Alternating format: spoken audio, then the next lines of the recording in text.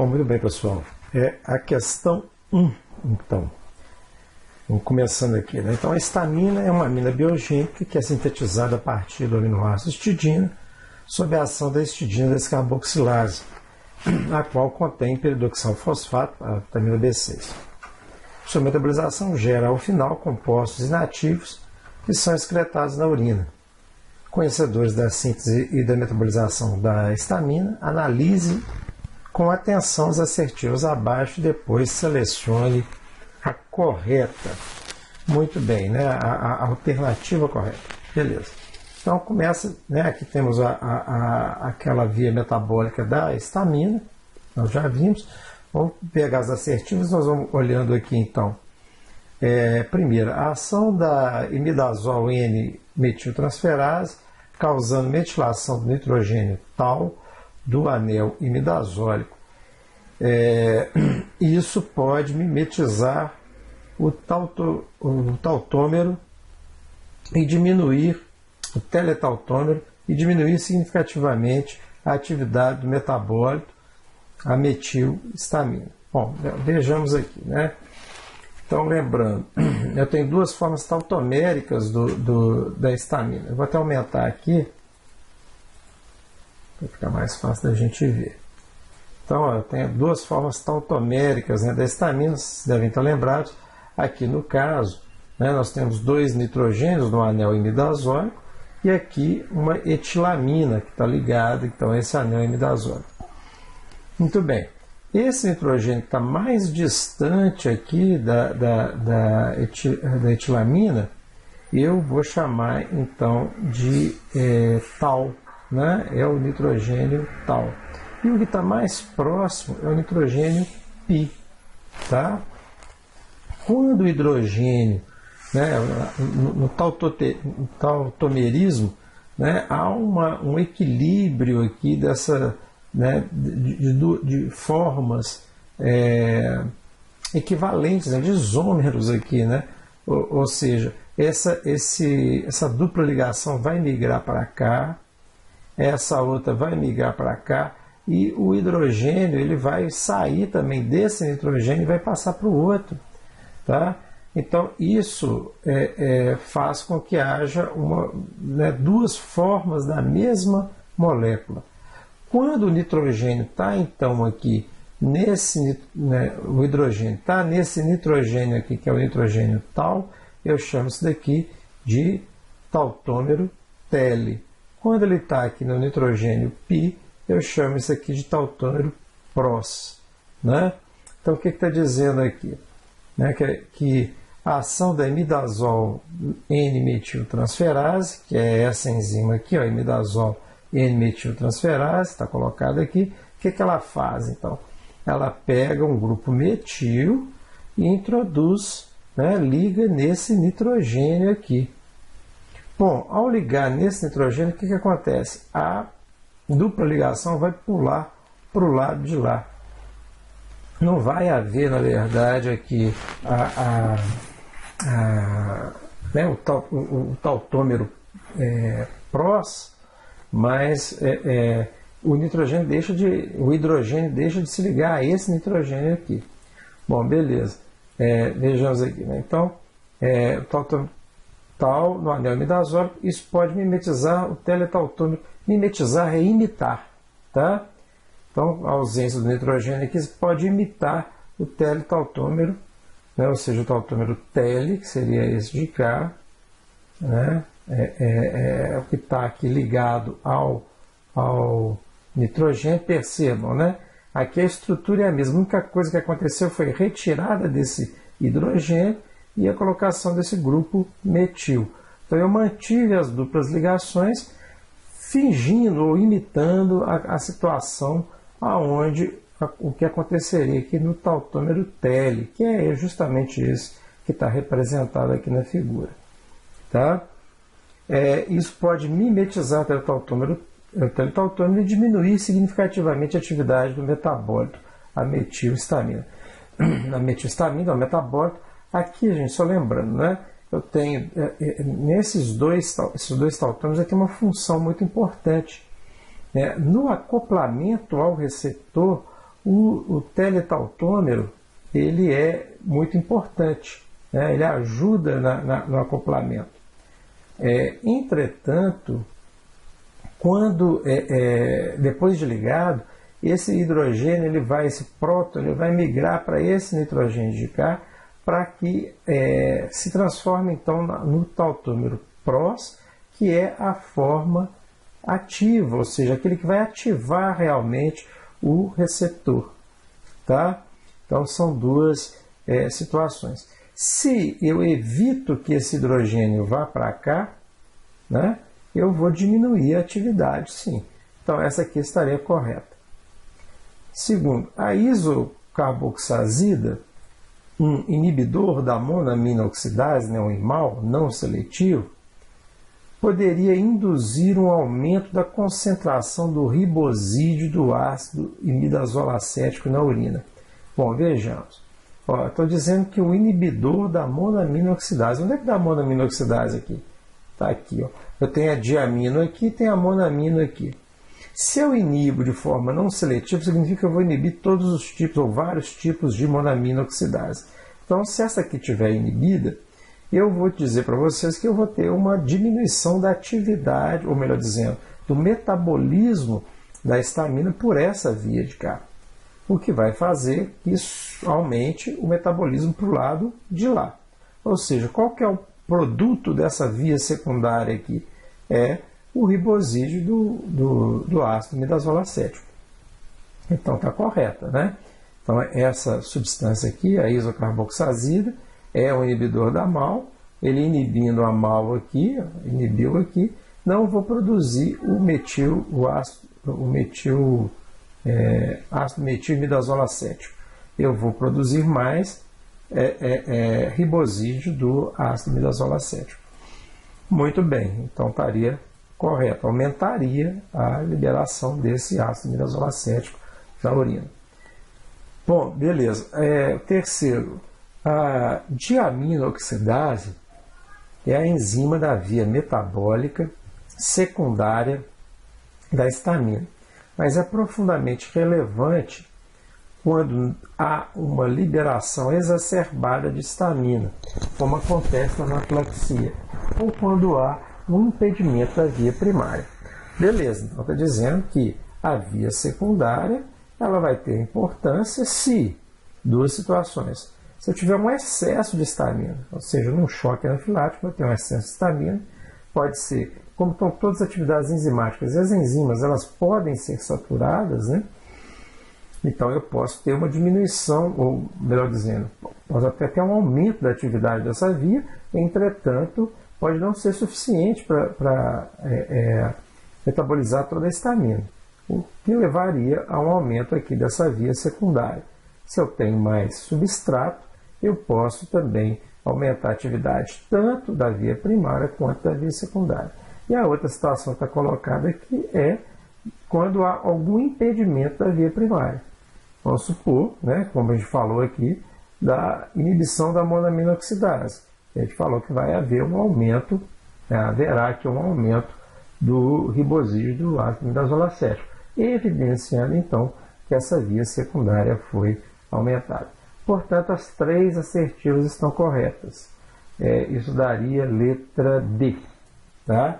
Óbvio que para vocês aí, como o Socrative faz inversão, mas a resposta seria todas as assertivas estão corretas. Bom, beleza. Vamos então à questão 2. Então, sabe-se que a histamina é uma amina biogênica de alta atividade vasoativa e pró-inflamatória, capaz de induzir anafilaxia, seja ela gerada no próprio organismo ou ingerida, já que é relativamente termo- e gastroresistente, suportando temperaturas elevadas e acidez estomacal. Algumas espécies de peixes possuem uma alta quantidade de histidina, como a família do Scombridae, né, como o atum, a cavala, a cavalinha, o bonito. Mas podem estar também envolvidas espécies não escombroides, como é o caso, né, do camarão e da sardinha. Intoxicações alimentares por estes frutos do mar são conhecidas como intoxicações escombroides e estão associadas provavelmente a concentrações elevadas de histamina nos mesmos. Só lembrando aqui, qual que é a informação que foi dada aqui? Que peixes dessa família têm alta quantidade de histidina, que é o aminoácido. Só pegar aqui da questão 1, ó, lembrando. Não, aqui não está. Não. Lembrando que a histamina ela é um derivado, né, da histidina. A histidina sofre descarboxilação, né, porque ela é um aminoácido, então a parte ácida é retirada, o ácido carboxílico é retirado e fica só aquela amina, né, que forma a etilamina ali, ligada ao anel imidazólico. Bom, beleza. Então, quer dizer, se eu tenho uma alta concentração do aminoácido, a chance é de ocorrer né, que haja formação grande aí da histamina. O que pode acontecer para essa histamina aparecer? Né? Bom, a atividade da histamina descarboxilase. Essa L-histamina descarboxilase, histidina descarboxilase. A L-histidina descarboxilase é a enzima que faz então, essa retirada do grupo carboxílico. Então, o peixe está morto, né? Essa enzima continua ativa e vai provocar a quebra, né, da histidina, levando então ao desenvolvimento da histamina. Outra ação bacteriana que pode estar contaminando aqui esse peixe, né? Algumas bactérias que são degradadoras aí de aminoácidos vão levar à formação da histamina também. Beleza, então vamos ver agora. Analise as assertivas, da mesma forma, seleciona a alternativa que corresponde ao resultado final de sua análise. Beleza. Um mecanismo plausível para essa elevada concentração de histamina é que esta seria formada no peixe pós-mortem, ou seja, depois de morto, através da descarboxilação bacteriana do aminoácido histidina. Perfeito, foi o que eu acabei de falar aqui, né? Então, ou seja, uma ação bacteriana pode levar à descarboxilação da histidina, levando então à formação da histamina. Tá correto? Beleza. A fervura é um procedimento que desnatura enzimas e reduz a carga microbiana, né, como as que sintetizam a histamina. Essa seria uma alternativa para evitar intoxicação escombroide, mas só antes da formação da histamina. Entretanto, é técnica e economicamente inviável a comercialização deste peixe já cozido. O que está dizendo é isso. Se eu ferver o peixe, eu vou estar cozinhando esse peixe, né? Então, antes da formação da histamina, eu posso inibir a histidina descarboxilase. Eu posso matar ou diminuir a carga microbiana. E isso levaria a uma conservação, ou melhor dizendo, evitaria o desenvolvimento da degradação da histidina à histamina.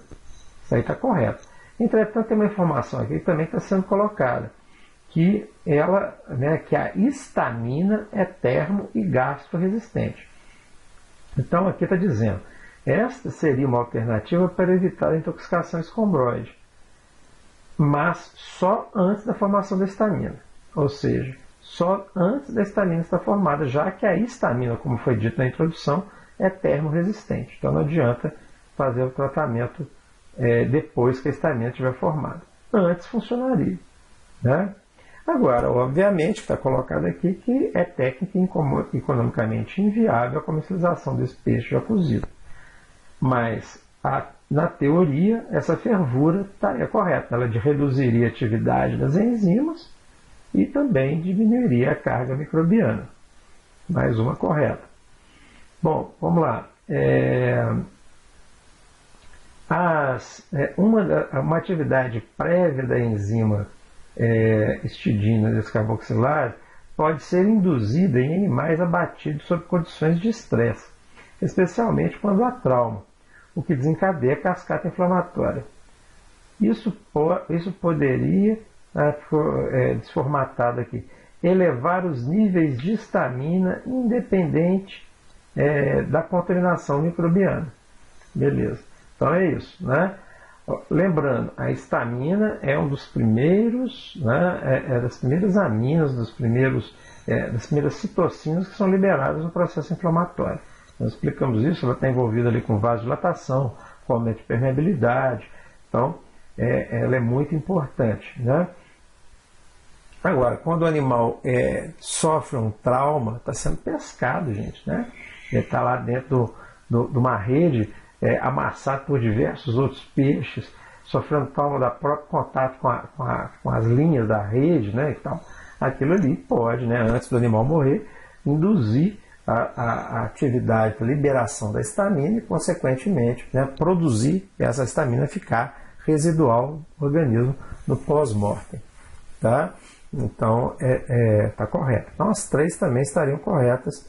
Essa outra alternativa que também seria letra D. Então, todas assertivas corretas. Como eu falei na questão anterior, pode haver diferença dependendo aí do embaralhamento que o Socrative fez na prova de vocês. A questão 3, aqui vai mostrar, então, né, mostra aqui um pouquinho no desenho os tautômeros que a gente falou lá na questão 1. Né? Então, aqui eu tenho teletautômero, né, que está o nitrogênio que está protonado, é o que está mais longe, né, da etilamina. Aqui tem um carbono no meio, esse daqui já não tem mais nenhum carbono, né? Então aqui tem um carbono, depois o nitrogênio, aqui já é o nitrogênio direto. Então esse aqui é mais próximo da cadeia do que esse de cá.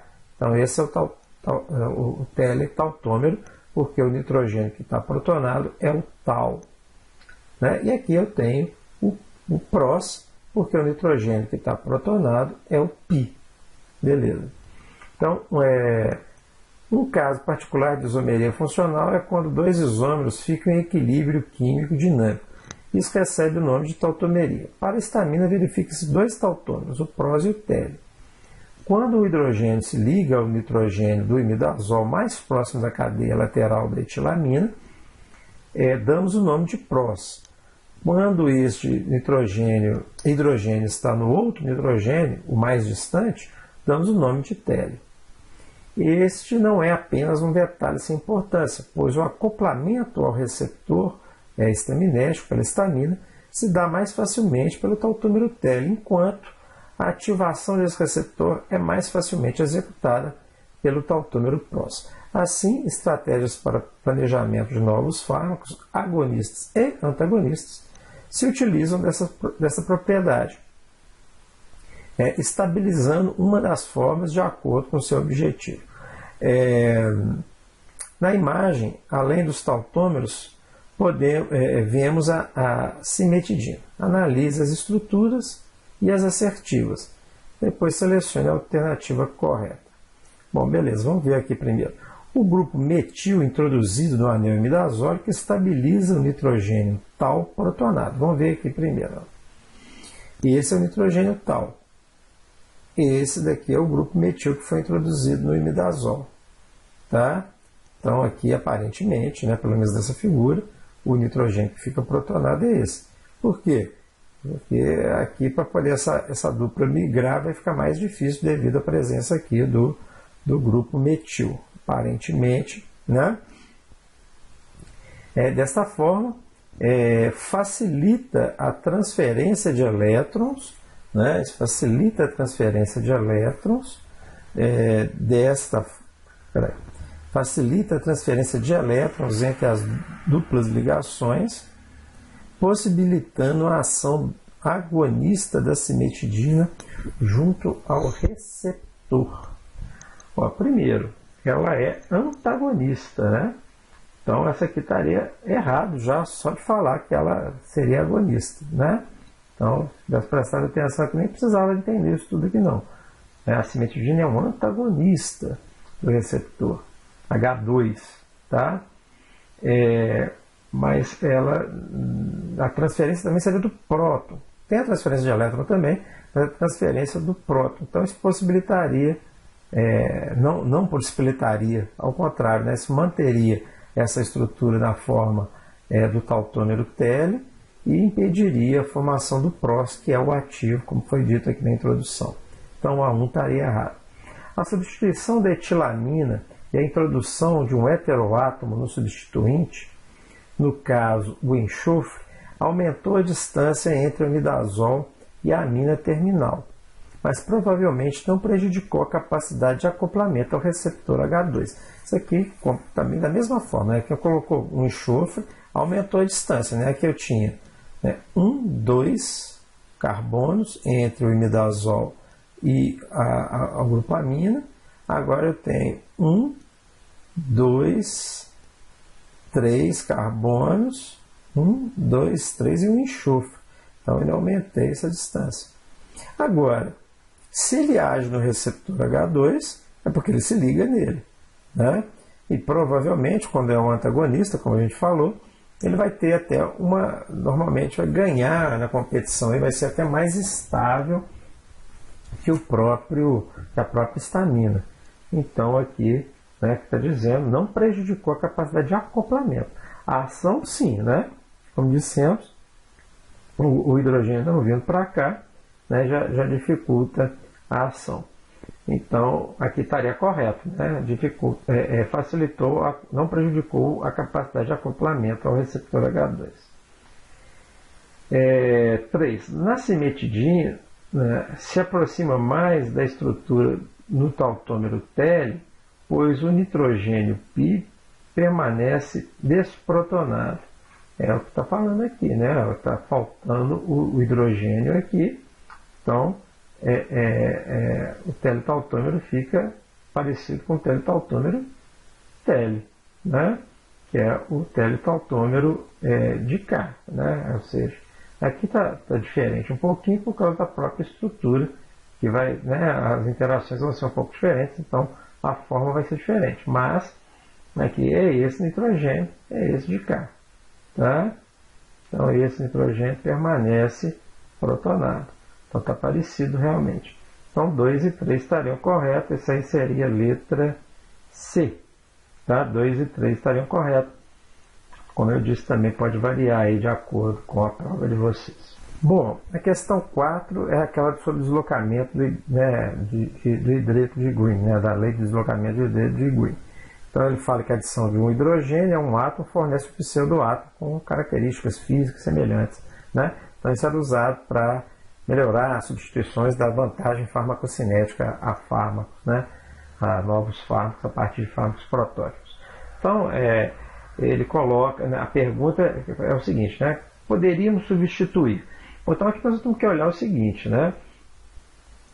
A lei de Green diz que essa introdução do hidrogênio faz com que fique, né, parecido um pseudoátomo com as mesmas características físicas daqueles presentes na coluna imediatamente posterior da tabela periódica.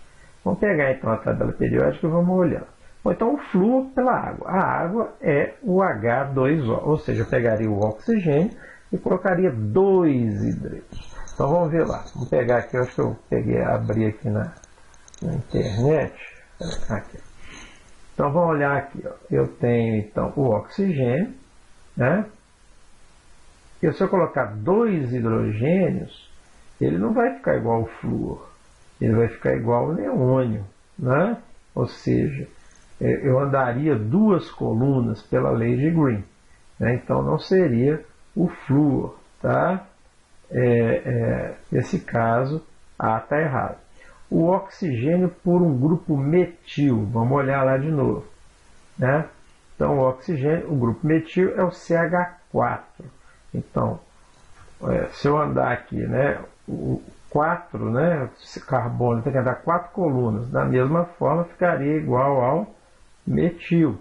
Então, metano, ou metil na verdade são 3 hidrogênios. 1, 2, 3, vai ficar igual ao flúor, né? Então, beleza, mas não é igual ao oxigênio. Então, estaria também errada essa alternativa. O íon amônio, que é o NH3+, pelo metano. Vamos ver lá. Deixa eu voltar aqui. Nitrogênio. O metano não, né? O metano é 4. Né? 1, 2, 3. Né? E como tem carga positiva, vai ficar totalmente diferente do carbono. Então não pode ser. Né? Então ele ficaria H4+, ele já jogaria para a coluna de baixo, que seria o íon sódio. Né? Então eu poderia substituir aqui 1, 2, 3, 4. E com carga positiva seria o íon sódio. Tá? Para fazer a substituição. Beleza, vamos adiante. Então essa também estaria errada. Vamos ver aqui a outra. O metano pela água. Agora vamos ver lá. De novo, o metano é CH4.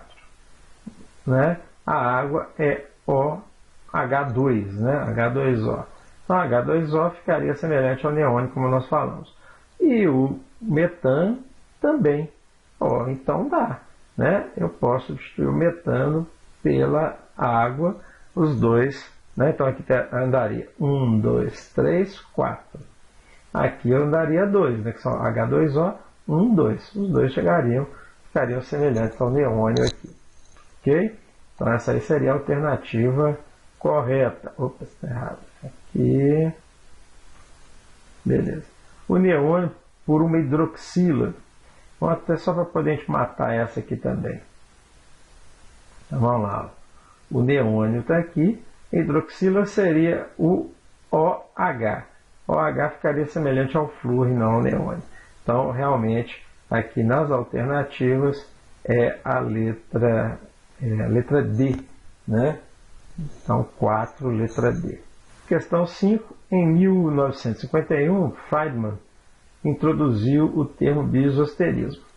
Definiu como átomos e moléculas que preenchem as mais amplas definições de isósteros e possui um tipo similar de atividade biológica, inclusive como antagonistas. Sobre isosterismo, analise as afirmativas abaixo, classifica-as com V, as verdadeiras, ou F, as falsas. E selecione a alternativa correta. Então vamos lá. O bioisosterismo é muito empregado pela indústria farmacêutica, pois só traz vantagens farmacológicas, apesar de não garantir uma molécula inédita. Olha, se eu estou criando uma molécula que tem vantagem farmacológica, né, ela provavelmente será inédita. E outra, né, sempre tome cuidado com esses termos. A gente aprende isso desde que começa a fazer prova de múltipla escolha. Né? Só, sempre, nunca.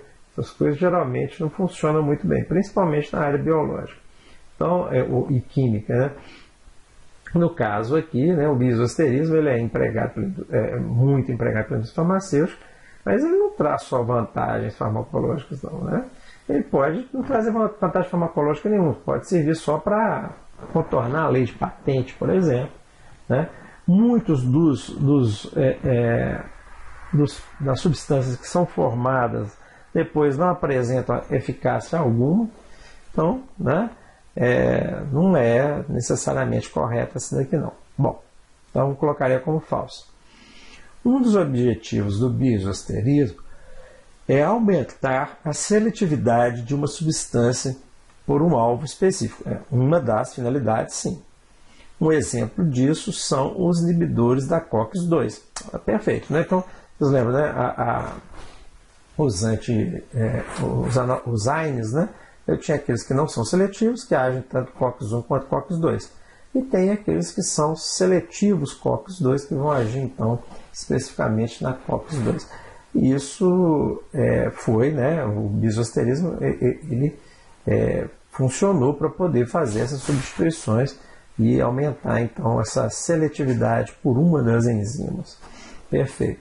O bioisosterismo pode reduzir ou acelerar o metabolismo de um fármaco, dependendo do interesse farmacocinético. Exato, né? Eu posso querer que meu fármaco faça efeito rápido, mas que não permaneça no organismo. Ou, né, um fármaco que já permanece muito tempo, eu quero acelerar. Por exemplo, seria muito legal se alguém desenvolvesse uma molécula baseada na digoxina, por exemplo, ou na digitoxina, que tivesse uma meia-vida menor, ou da varfarina também, que tivesse uma meia-vida menor.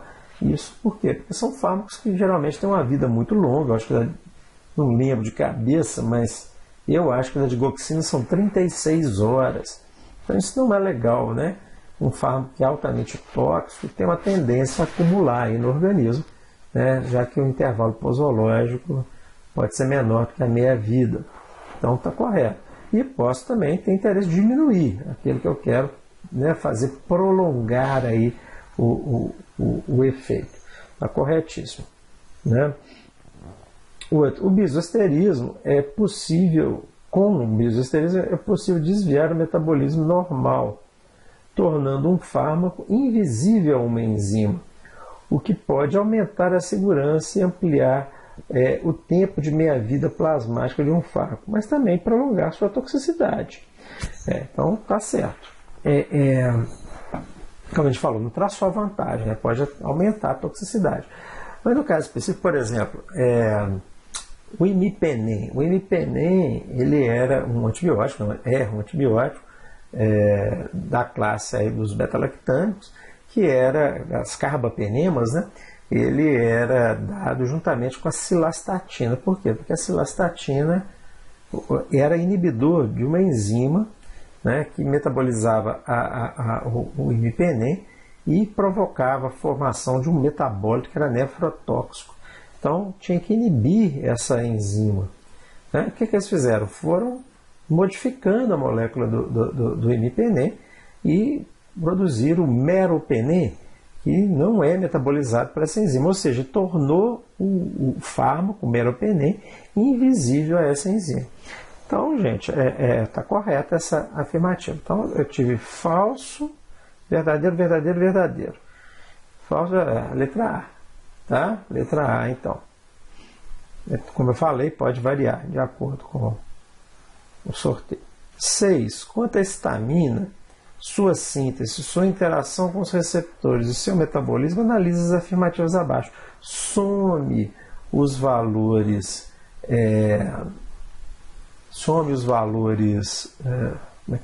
das afirmativas verdadeiras, depois selecione a alternativa que melhor se adequa à sua análise. Beleza. Então, eu tenho lá, a histamina é formada basicamente no citoplasma de células, como os mastócitos e os basófilos, e provém de aminoácido histidina, que, após perder o ácido carboxílico por ação enzimática, torna-se uma amina vasoativa. Perfeito. Né? É isso mesmo. O local de formação deles é basicamente nessas duas células mesmo, sendo o mastócito uma célula residente tecidual e o basófilo circulante, né, no sangue. Aí. Ah, beleza. É um granulócito, né, um leucócito do tipo granulócito. Beleza. Né, com 4, valor 4. Então nós já temos 2. A única via conhecida de síntese da histamina nos mastócitos é a da histidina descarboxilase. Sim, é a única via conhecida. Tá? Eu não tenho que acrescentar. Não tem outra via, não se conhece outra via. Bacana. Mesmo porque o substrato é único, é a histidina. Então, para ela ser formada, a histamina, ela precisa, né, da descarboxilação da histidina. Então, beleza. 8, né, valor 8. Então, nós já temos 2 certas, 6 pontos já temos. Então, a metabolização da histamina possui 2 vias bem conhecidas. Uma que inicia com a metilação do anel imidazólico e a outra que começa com a descarboxilação e formação do ácido imidazolo acético. A metabolização da histamina possui 2 vias bem conhecidas. Uma que inicia com a metilação do anel imidazólico e a outra que começa com a descarboxilação. Vamos olhar lá, tem o desenho? Vamos aqui, né? Mais fácil da gente olhar. Bom, anel imidazólico, metilação, né? E a outra começa com a desaminação e não descarboxilação. Pelo contrário, ela vai ser carboxilada, né? É o contrário que acontece na formação da histamina, né? Então, na formação da histamina, eu tiro o ácido carboxílico e deixo o grupamento amino. Aqui eu vou tirar a amina e vou colocar um ácido carboxílico, tá? Então, essa 8 está errada. Essa aqui, valor 8, né?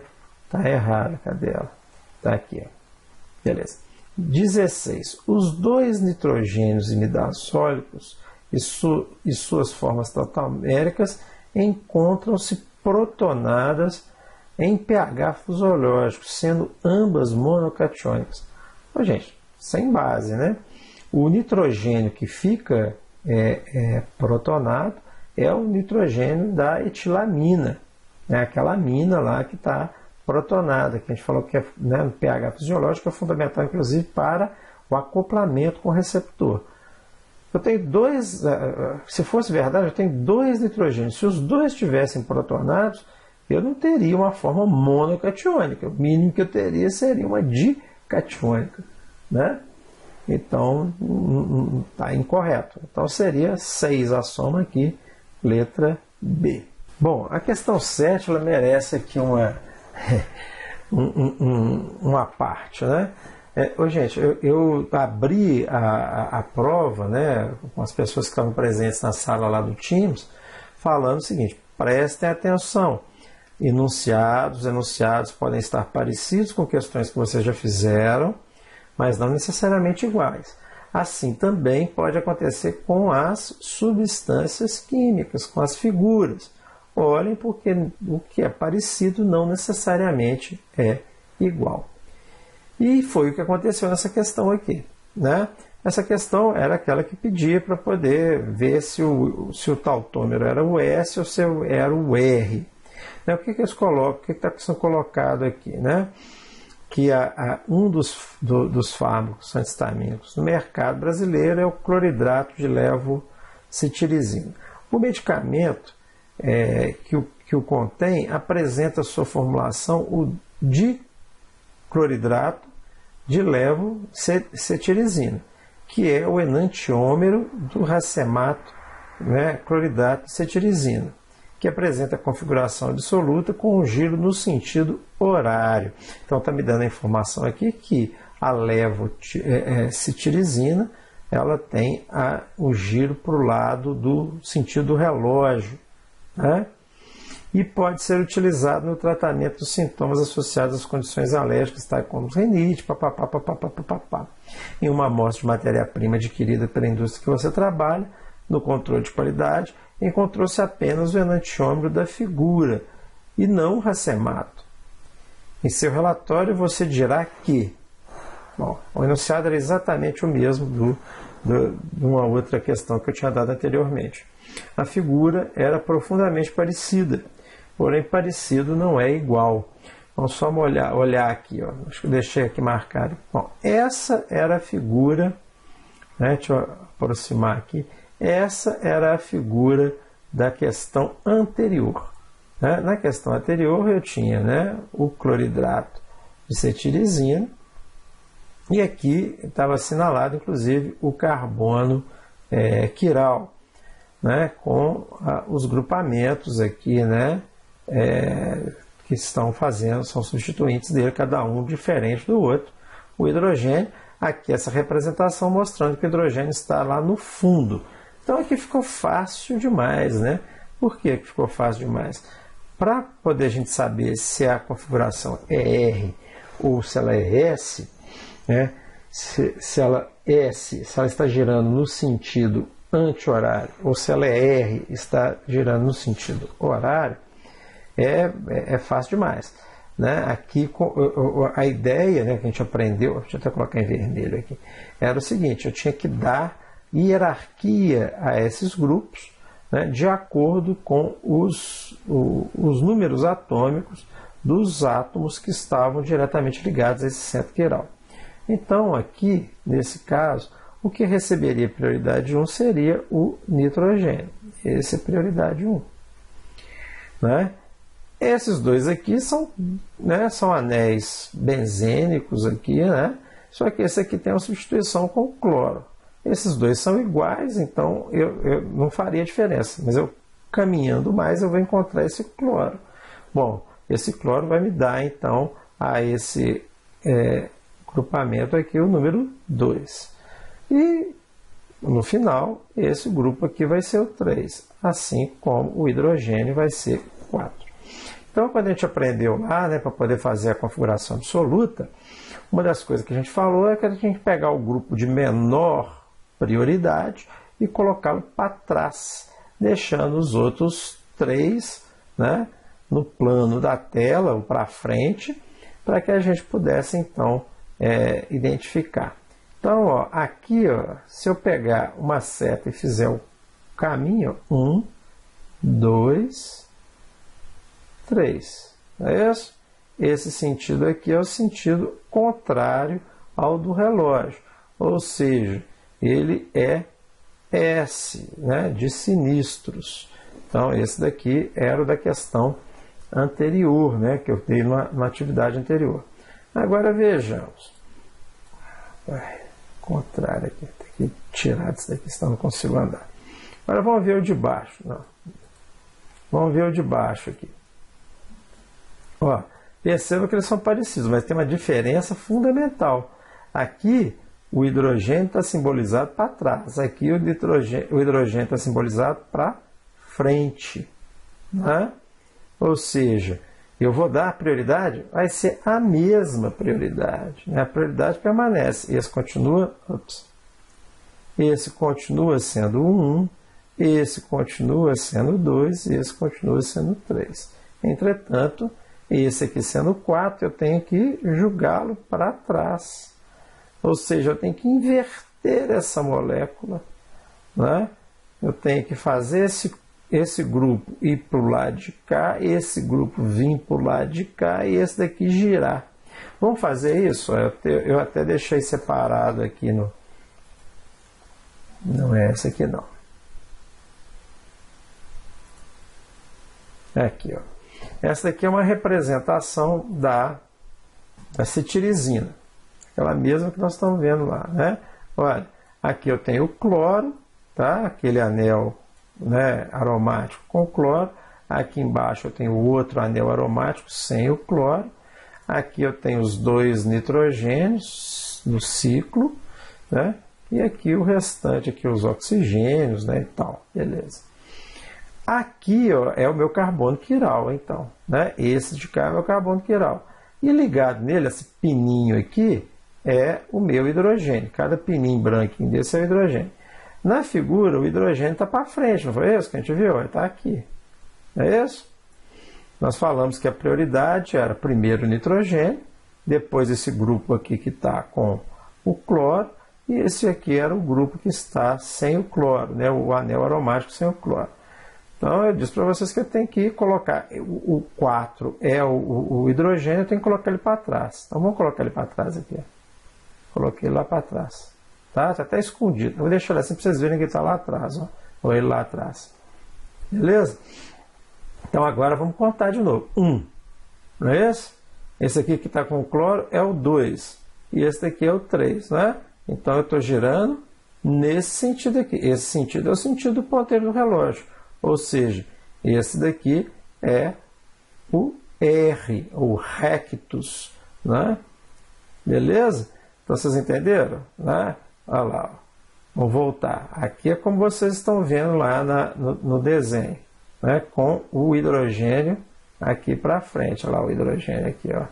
Olha lá. Tá? O que eu fiz? Eu joguei ele para trás. Coloquei lá atrás. Ó.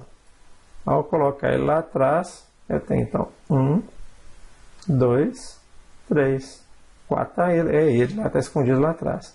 Então aqui, sentido horário. Entendido?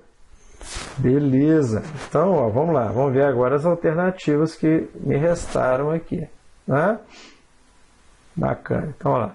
Trata-se do enantiômero S, está fora. Todo que tiver com S está fora. Vamos ver. Trata-se do enantiômero R. portanto, ativo. Foi o que a gente falou aqui, né? O que era ativo é o que girava no sentido horário, tá dizendo ali.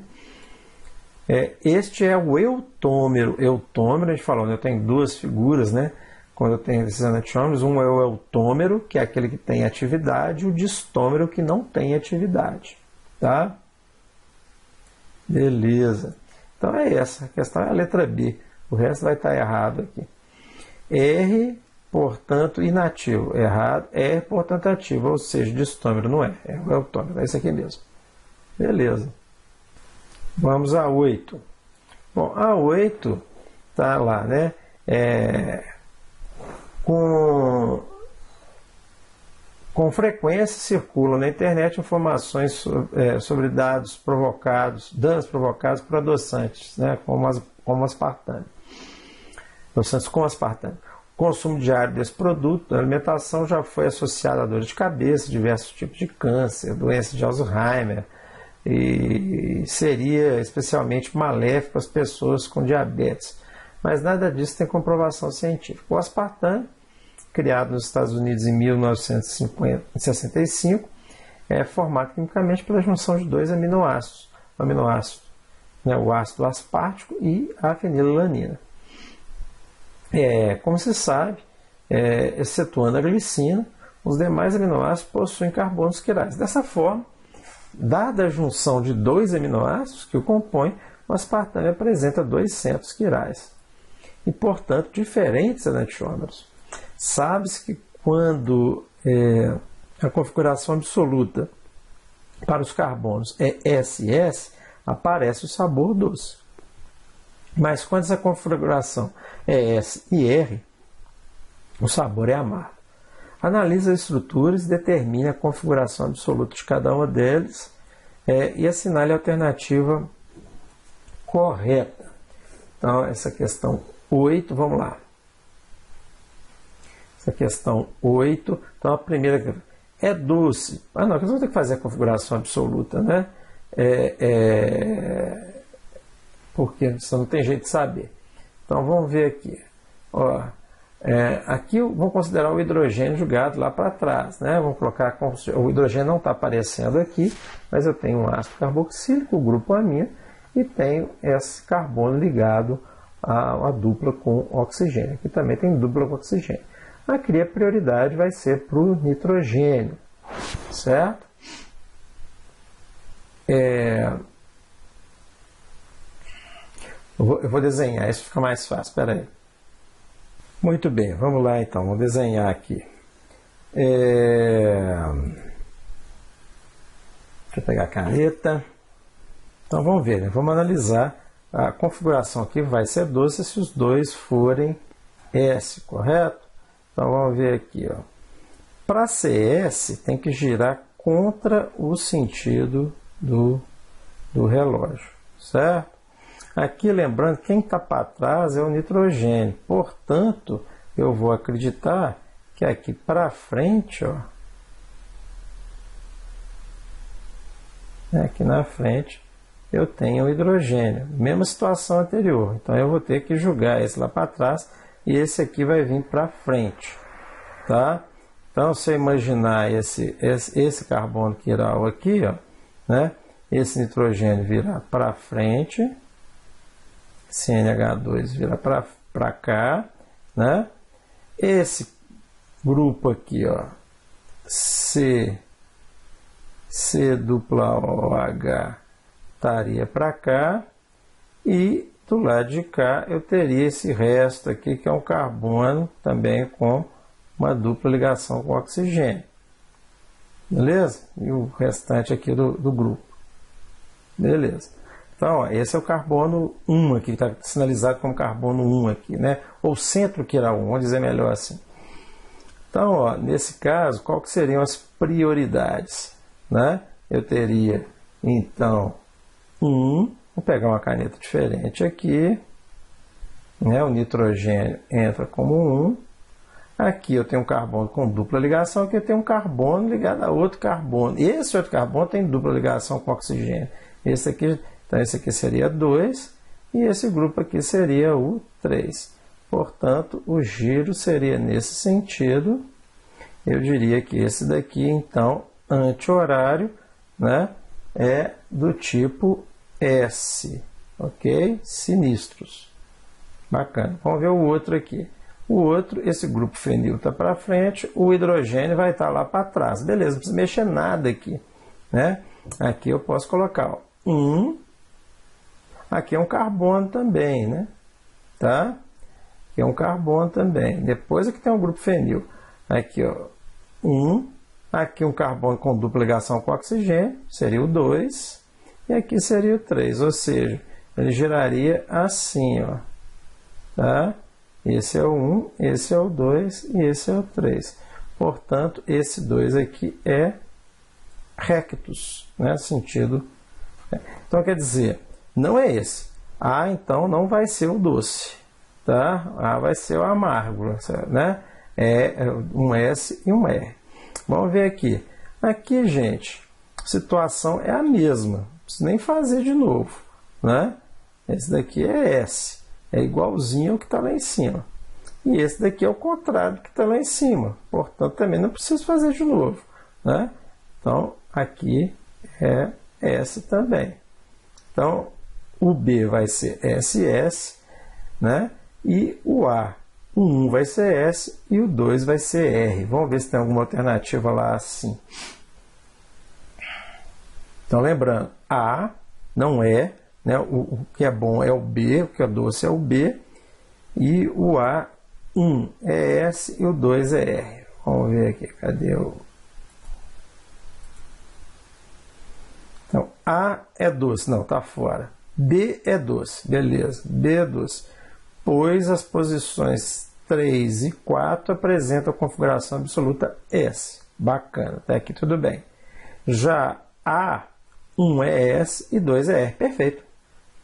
É esse, letra B. Vamos ver se tem outro aqui. B é doce, pois as posições 3 e 4 apresentam a configuração absoluta S. Já 1 é A, 1 é R, não, é o contrário. A e B são amargos, está errado. Beleza. Então é letra B aqui, né? B é doce, né? 3 e 4 são S e 1 e A. 1 é S, 2 é R. Beleza.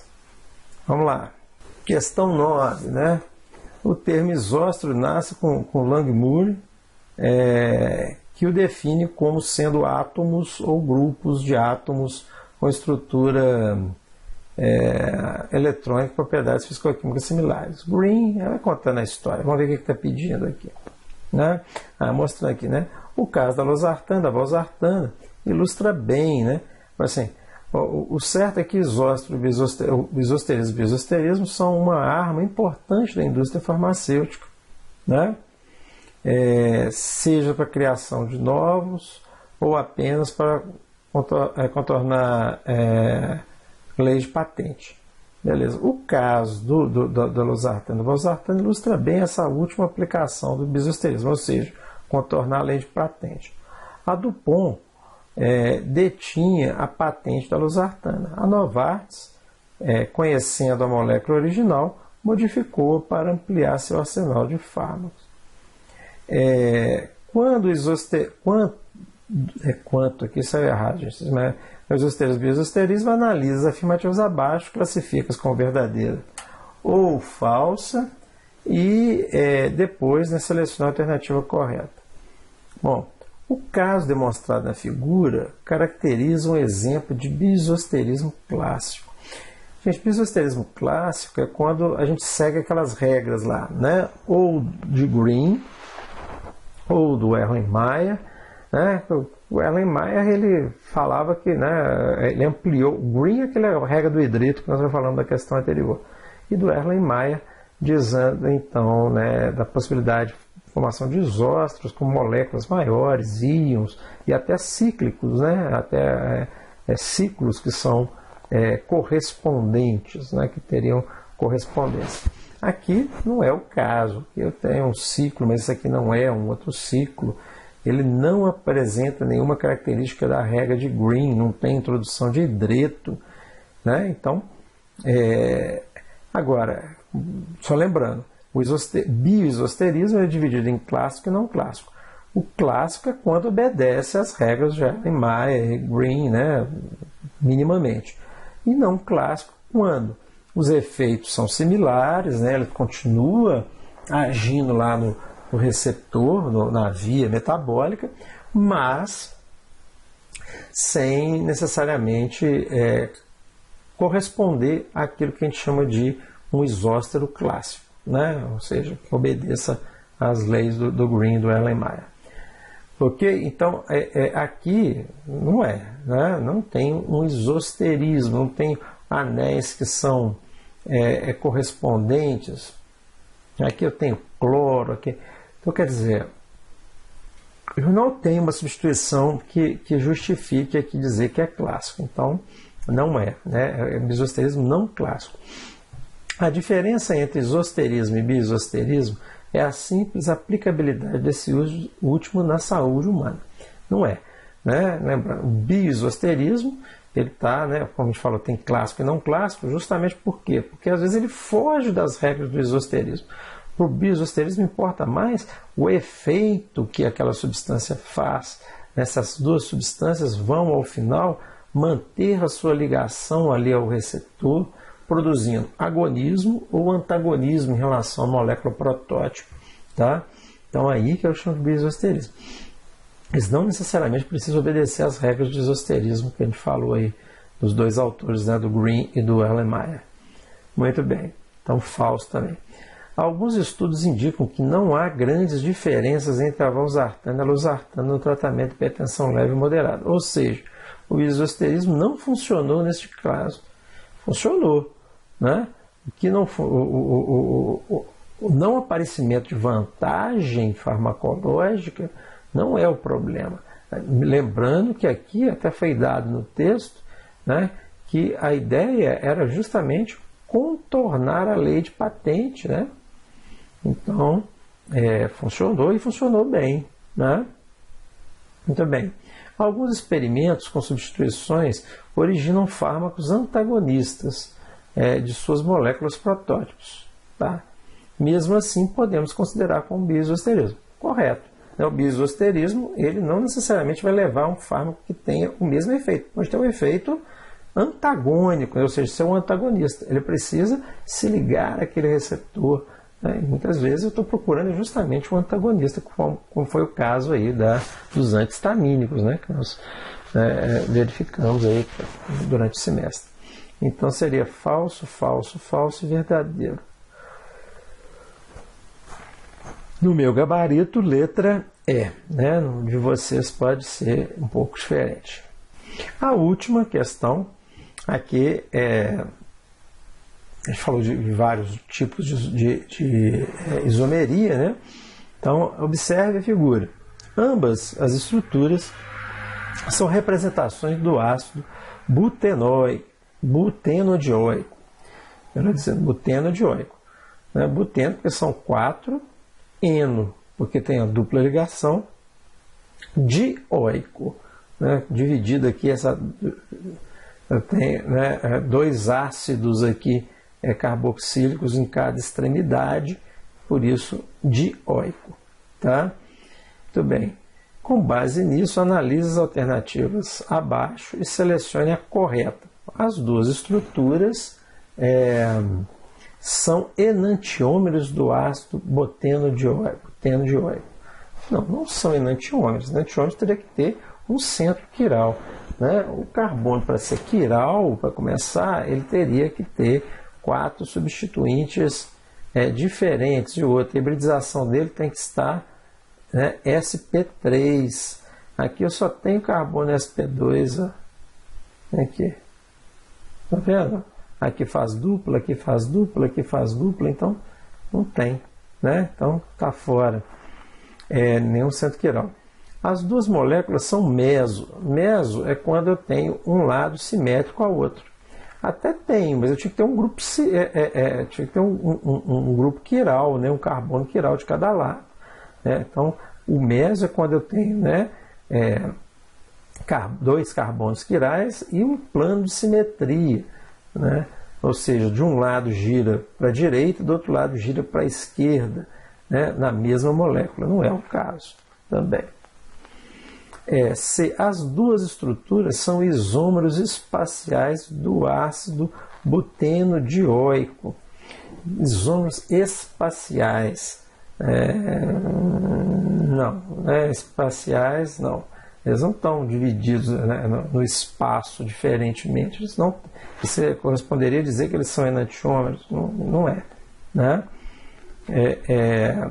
Aqui, ó, as duas estruturas são isômeros, são isósteros do ácido butenodioico. Não, elas são ácido butenodioico. Só que eu tenho uma diferença entre eles, né? E, bem, então só sobrou a E. As duas estruturas são diastereoisômeros do ácido butenodioico. Lembra, né? Configuração, os diastereoisômeros, a diastereoisomeria mais comum, é a isomeria cis-trans. Então vamos imaginar, vamos fixar esse carbono, esses dois carbonos centrais aqui, o carbono 2 e 3, né? Então eu tenho nessa situação aqui, eu tenho hidrogênio para cima, hidrogênio para cima. O ácido carboxílico para baixo, outro ácido carboxílico para baixo. Aqui eu tenho hidrogênio para baixo, hidrogênio para cima. Um ácido carboxílico para cima, outro ácido carboxílico para baixo. Nessa situação aqui, eu tenho, né, do mesmo lado, eu chamo então esse daqui, né, de diástero, de isômero, né, diástero isômero cis. Então, do mesmo lado. E desse lado de cá, o 2 aqui, vai ser o diástero isômero trans, um para cima, outro para baixo. Tá? Então, é letra E. Nesse caso aqui, letra E. Ok, pessoal? Então, era isso. Lembrando a vocês, né, nós teremos aí a prova de segunda chamada e temos também a prova, o exame final para aqueles que não conseguiram os pontos. Então, sem grandes segredos, estudar aí essa matéria que a gente já viu. Grande abraço, bons estudos.